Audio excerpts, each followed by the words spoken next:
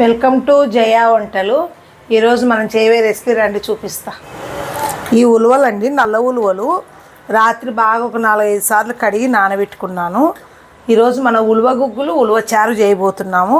చూడండి, నల్ల ఉలువలు చాలా మంచిది. కిడ్నీలలో స్టోన్స్ కూడా ఉండవు. స్టోన్స్ ఉన్న వాళ్ళు ఎక్కువ వాడండి ఇవి. చూడండి, ఇలాగ నల్లగా ఉంటాయి ఉలువలు. వాటర్ కూడా నల్లగానే ఉంటుంది.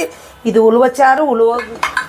ఇప్పుడు కుక్కర్లో, మనం పెద్ద కుక్కర్లో మార్చానండి, చిన్న కుక్కర్ పట్టాక. ఇప్పుడు కుక్కర్ మూత పెట్టేసి ఒక 10 విజిల్లు రావాలి. ఇది బాగా 10 విజిల్లు వస్తే అడుగు ఉడికిపోతాయి. మనకు ఉలువ చారుకు కూడా చిక్కగా వస్తుంది. కట్టు ఇలా పెట్టేద్దాం. ఆ విజిల్ వచ్చిన తర్వాత చేసే ప్రాసెస్ చూపిస్తాం. మనం పావురాలకు ఫుడ్ పెట్టుకుందాము, వాటర్ పెట్టుకుందాము. మా పావురాలకు గెస్ట్లు వచ్చినట్టున్నారు. వాటర్ ఎక్కువ అయిపోయినాయి.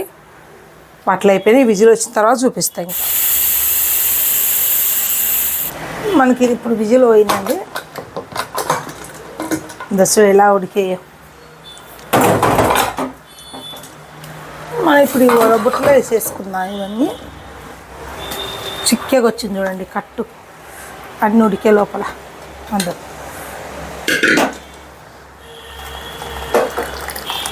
చూడండి ఎంత చిక్కగా వచ్చిందో కట్టు.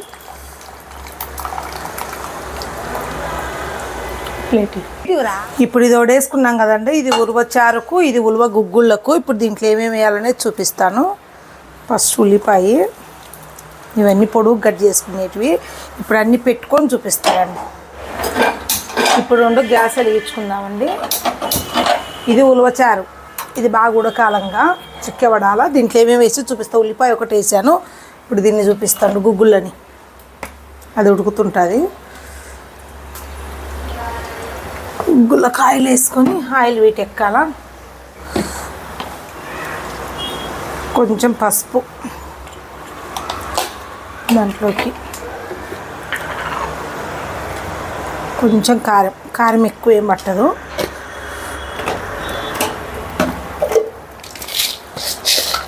రాళ్ళుప్పు. అది ఉడుకుతుంటుంది. చిక్కబడ్డాక ఏం వేస్తానో చూపిస్తా. మనకిప్పుడు గుగ్గుళ్ళకు పచ్చిమిర్చి, ఉల్లిపాయలు, ఈ ఉల్లిపాయలన్నీ వేసేస్తున్నాను. ఇవి కొంచెం బాగా మగ్గని. జీలకర్ర, అంతే. గుగ్గుళ్ళకి అవి ఫ్రై అయిన తర్వాత చూపిస్తా.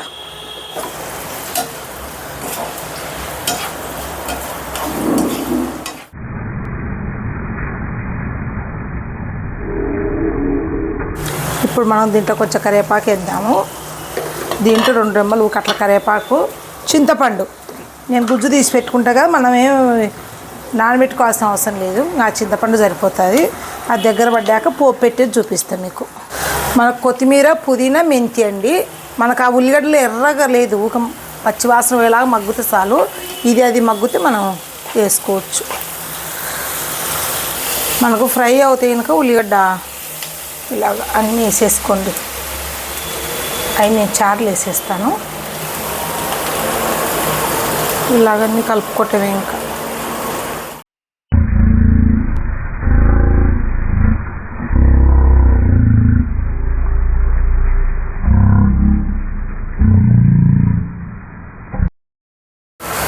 చూడండి, ఇలా అన్నీ కొంచెం ఫ్రై చేసుకోండి.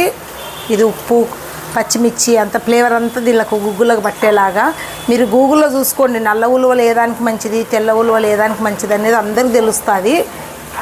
ఈ చిన్నపిల్లల కంటే పెద్దోళ్ళ వరకు తినొచ్చు. చాలా బలము. ఏమంటే కొంచెం మజ్జిగ తాగండి ఇవి తిన్నప్పుడు. కొన్ని ఉలువలు ఇలా పేస్ట్ పట్టుకొని వేసుకోండి. ఇలాగా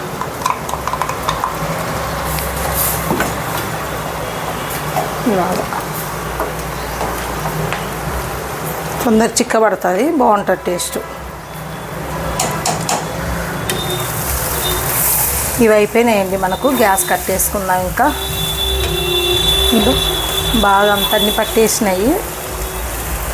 ఇది ఓకే, రెడీ అయిపోయింది. మళ్ళీ ఉలువ చారు అయినాక 2 చూపిస్తా.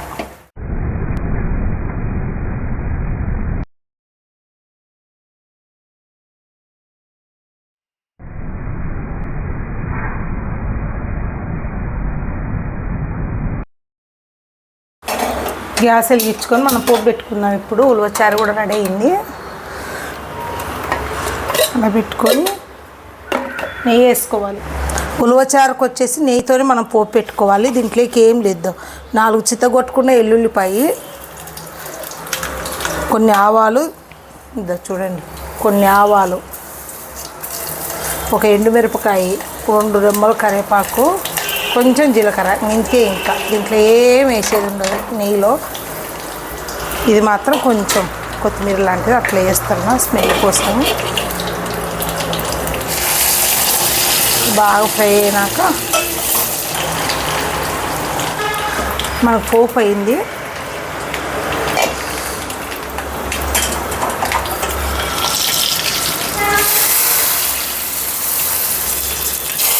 నెయ్యి ఇలా వేసేసుకోండి అంతా. వా, ఎంత మంచి టేస్టో, ఎంత మంచి స్మెల్లో. అందరూ ఇలా ట్రై చేసుకోండి.